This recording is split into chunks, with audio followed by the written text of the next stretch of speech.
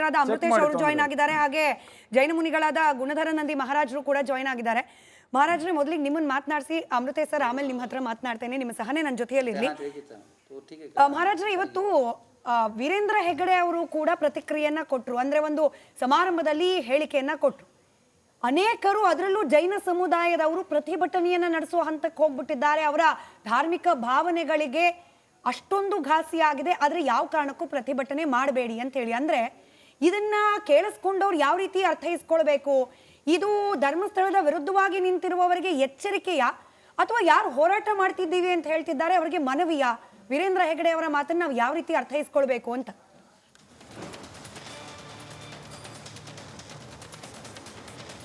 ಹೌದು, ನಾನು ಕೇಳಿದ್ದೇನೆ. ನಾನು ಅಲ್ಲಿ ಹೋಗಿದ್ದಿಲ್ಲ, ನಮ್ಮ ಶಿಷ್ಯರೆಲ್ಲ ಕಳಿಸಿದ್ನಿ ಎಲ್ಲರಿಗೆ. ಒಂದು 14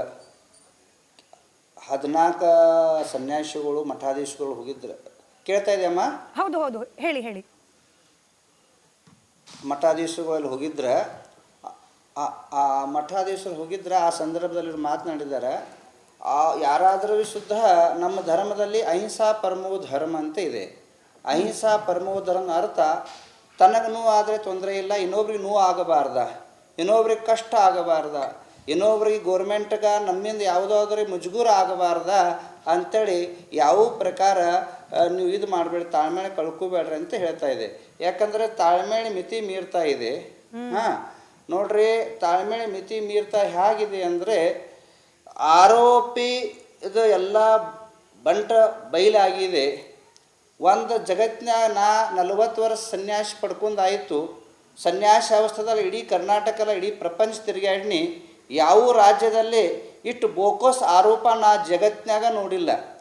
ಯಾವ ಸುಜಾತೆ ಭಟ್ ಬರ್ತಾಳೆ, ಇನ್ನು ಮಗಳ ಹಡ್ದಿಲ್ಲ, ಮಗಳದ ಅತ್ಯಾಚಾರ ಆಯ್ತಾ, ಅದು ಮರ್ಡರ್ ಆಯ್ತಂತ ಇಂಥ ಬೋಕೋಸ್ ಆರೋಪಗಳನ್ನ ನೋಡಿ ನಂತರ ಮಂದಿ ತಾಳ್ಮೆಳೆ ಕಳ್ಕೋಬಾರ್ದು, ಏನಾದರೆ ಅನಾಹುತ ಆಗಬಾರ್ದು ಅಂತೇಳಿ ಒಂದು ಆತ್ಮೀಯ ನಿವೇದನೆ ಮಾಡಿದ್ದಾರೆ. ನೀವು ಬೋಗಸ್ ಆರೋಪ ಅಂತೀರಿ, ಆದ್ರೆ ಹೋರಾಟಗಾರರು ಈಗಲೂ ಹೇಳ್ತಿದ್ದಾರೆ ನಮ್ಮ ಹತ್ರ ದಾಖಲೆ ಇದೆ, ಸಾಕ್ಷ್ಯ ಇದೆ, ಇದು ಬೋಗಸ್ ಅಲ್ಲ, ಸದ್ಯದಲ್ಲೇನೆ ಅತ್ಯಾಚಾರಿಗಳು ಎಲ್ಲರೂ ಕೂಡ ಹೊರಗೆ ಬರ್ತಾರೆ. ಈಗಲೂ ಕೂಡ ಭರವಸೆ ಇದೆ ಹೋರಾಟಗಾರರಿಗೆ. ಅವ್ರ ಮಾತು ಕೇಳಿ ನನ್ನ ಕರ್ನಾಟಕ ಹುಟ್ಟಿದ ಯಾಕು ಅಂತೇಳಿ ಅನಿಸ್ತಾ ಇದೆ. ಇಂಥವ್ರು ಜನ ಬಿ ಕರ್ನಾಟಕದಾಗ ಹುಟ್ಟಿದಾರ. ಯಾವ ಮನುಷ್ಯ ತ್ಯಾಗ ತಮ್ಮ ರಾಜ ವೈಭವ ಕುಟುಂಬ ಪರಿವಾರ ತ್ಯಾಗ ಮಾಡಿ ಭಗವಾನ್ ಬಾಹುಬಲಿ ಒಂದು ಬೆಂಟದಾಗ ನಿಂತಾದ, ಅಲ್ಲೇ ಶುದ್ಧ ಹೆಣ ಹೋಗಿತ್ತಾರ ಅಂತೇಳಿ ಏನು ಒಂದು ನಾಚಿಕೆ ಮರ್ಯಾದ ಏತೋ ನಿಲ್ಲೋ, ಯಾತಕ್ಕೆ ಮನುಷ್ಯನ ಕುಲಗ ಹುಟ್ಟಿದಿರಿ ಒಬ್ಬ ಪುಣ್ಯಾತ್ಮಗಳ್ರಿ. ಒಂದು ನಾಲಿಗೆ ಬಿಗಿ ಒತ್ತು ಮಾತಾಡಬೇಕಾ? ಆ ಭಗವಾನ್ ಗೊಮಟೇಶ್ವರ ಬುಡದಲ್ಲಿ ಹೆಣ ಇದಾವ ಅಂತೇಳಿ ಅಂತೀರಿ, ಏನು ಸ್ವಲ್ಪ ಐತಿನ ಮರ್ಯಾದ? ಏನಂತ ಇದ್ದಾರೆ, ಏನು ತಿಳಿತಾ ಇದ್ದಾರೆ? ನೀವು ಏನು ಬೇಕಾದ ನಾಲಿಗೆ ಐತೆ ಅಂದ್ರೆ ಏನು ಬೇಕಾದ ಅನ್ಕೋತಿರ್ಕೆ ಆಡೋದ? ಅದು ಎಷ್ಟು ಸಹನ ಮಾಡೋದ, ಎಷ್ಟು ಸಮಯ ಸಹನ ಮಾಡೋದ? ಕರ್ನಾಟಕ ಅವರು ತೆಗೆದು ಇಟ್ಟಿದ್ದಾರೆ ಇವರ.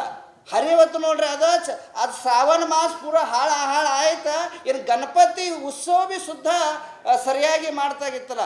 ನೋಡ್ರಿ, ಕರ್ನಾಟಕ ಇತಿಹಾಸದಲ್ಲಿ ಅನೇಕ ಹೋರಾಟ ಆಗಿದಾವ, ಅನೇಕ ಮೆರವಣಿಗೆ ಆಗಿದಾವ.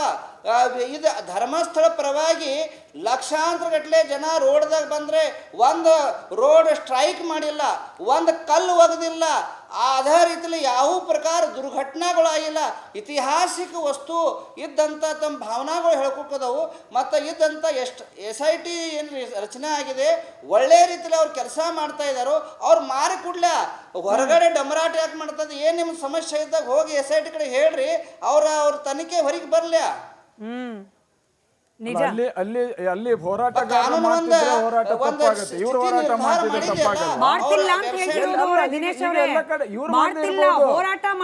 ನಿನ್ನೆ ಬಂದಿದ್ದ ಕಾರು, ಮೊನ್ನೆ ಬಂದಿದ್ದ ಕಾರು, ಬಿಜೆಪಿ ರ್ಯಾಲಿ, ಇವೆಲ್ಲ ಹೋರಾಟಗಳಲ್ವಾ? ಅಲ್ಲಿನ ಹೋರಾಟಗಳು ಹೇಳ್ತಿರೋದು ಹೋರಾಟದ ತರ ಇರಬೇಕು, ದೊಮರಾಟದ ತರ ಇರಬಾರ್ದು.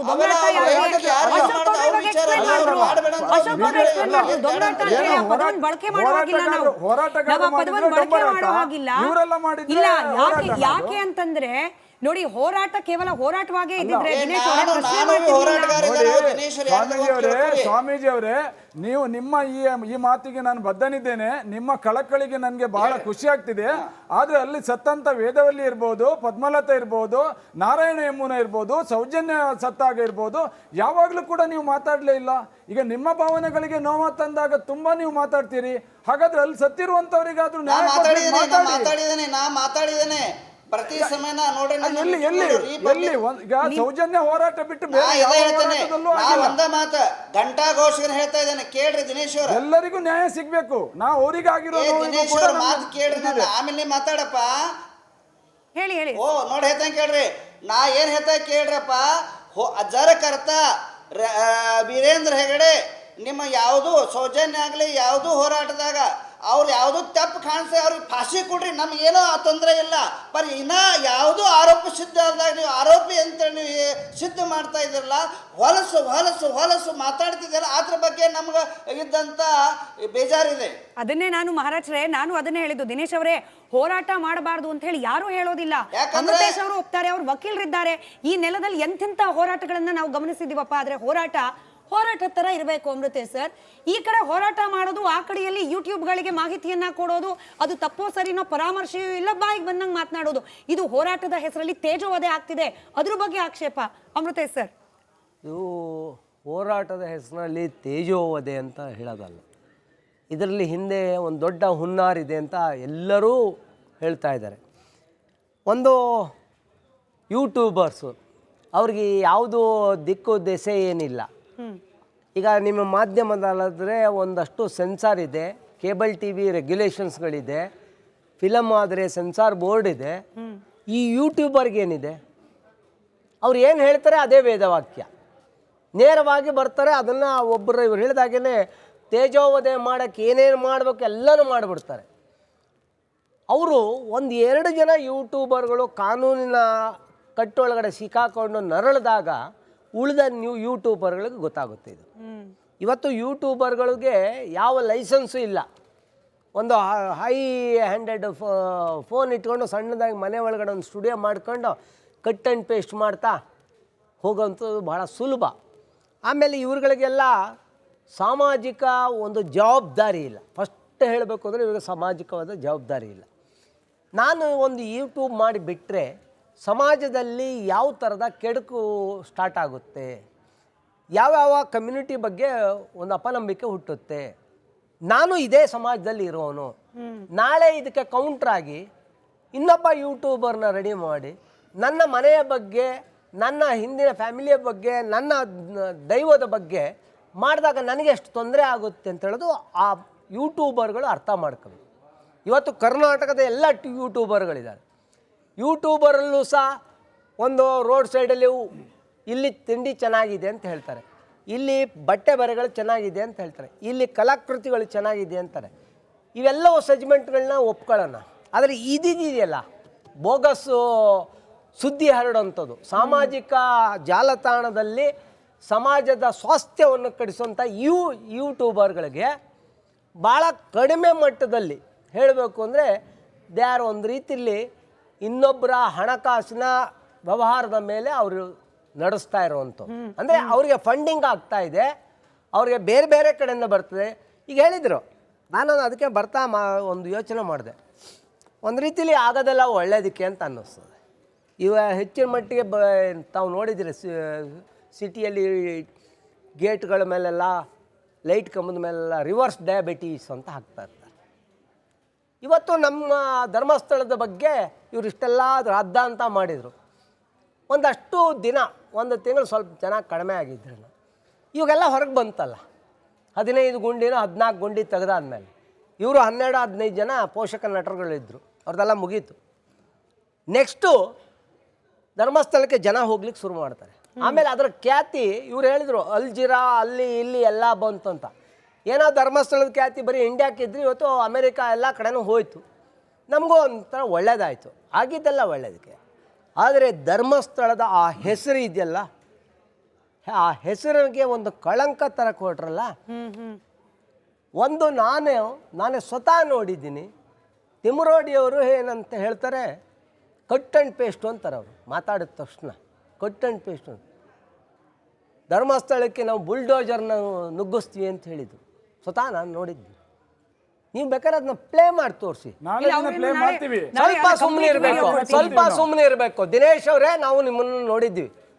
ನಾವು ಪ್ಲೇ ಮಾಡ್ತೀನಿ ಅಂದ್ರೆ ನೀವು ಅಂತ ಇದ್ದಿದ್ರೆ ನೀವೆಲ್ಲಾರು ತರ್ತಿದ್ರಿ ಇಲ್ಲಿ. ನೋಡಿ, ನಾವು ಹೇಳಿ ತರೋದಲ್ಲ, ನಾವು ಹೇಳಿ ತರೋದಲ್ಲ. ಇಲ್ಲಿ ದಾಖಲೆಗಳಿದೆ, ಅದನ್ನ ಪ್ಲೇ ಮಾಡಿ ತೋರಿಸಿ. ಧರ್ಮಸ್ಥಳಕ್ಕೆ ನಾವು ಇದನ್ನ ನುಗ್ಗಿಸ್ತೀವಿ ಅಂತ ಹೇಳ್ತಿರಲ್ಲ, ಬುಲ್ಡೋಜರ್ ನುಗ್ಗಿಸ್ತೀವಿ ಅಂತ. ಇದು ಒಂದು ಧಾರ್ಮಿಕ ಶ್ರದ್ಧಾ ಕೇಂದ್ರ. ತಿಮ್ಮರೋಡಿಯವರು ಆವಾಗ ಭಾಳ ಸೌಜನ್ಯಕ್ಕಾಗಿ ಹೋರಾಟ ಮಾಡಿದವರು. ಯಾರೋ ನಿನ್ನೆ ನಾನು ನೋಡಿದೆ, ಒಂದು ಭಾಳ ದೊಡ್ಡ ದೇವಸ್ಥಾನ ಕಟ್ಟಿದ್ದಾರೆ, ಅವ್ರ ಮನೆ ಬಂಗ್ಲೆ ಹಂಗಿದೆ. ಇವತ್ತೊಂದು 15-20 ವರ್ಷಗಳ ಹಿಂದೆ ಅವರು ಹೇಗಿದ್ರು, ಹೇಗೆ ಇದು ಬಂದರು. ಮೋಸ್ಟ್ ಪ್ರಾಬ್ಲಿ ನಮ್ಮ DK ಶಿವಕುಮಾರ್ ಬೆಳೆದಂಗೆ ಅದು ಟೊಮೆಟೊ ಹಣ್ಣು ಬೆಳೆದು ಸಿಕ್ಕಾಪಟ್ಟೆ ಕೋಟಿ ಲಾಭ ಮಾಡಿರ್ಬೇಕು. ಸರಿ, ಹೌದಾ? ನೇರವಾಗಿ ಹೇಳ್ತೀನಿ, ನೇರವಾಗಿ ಹೇಳ್ತೀನಿ. ನೀವೀಗ ಆರೋಪ ಮಾಡಬಹುದು, ನಾನು ಆರೋಪ ಇದನ್ನೇ ಮಾಡೋದು. ಹಾಗಾದ್ರೆ ನೀವು ಕೂಡ ಅದಕ್ಕೆ ಬಂದಿದ್ದೀರಾ? ಹೌದು. ತಿಮ್ಮರೋಡಿ ನೀವು ಕೂಡ ಅವ್ರ ಹತ್ರ ದುಡ್ಡು ತಗೊಂಡು ಬಂದಿದ್ದಾದ್ರೆ ತಿಮ್ಮರೋಡಿ ಅವರು ಬೇರೆಯವರೊಬ್ಬರ ಬಗ್ಗೆ ಮಾತಾಡುವಾಗ ಸುಮ್ಮನೆ ಇದ್ರೆ ನೀವು ಹೇಳಿ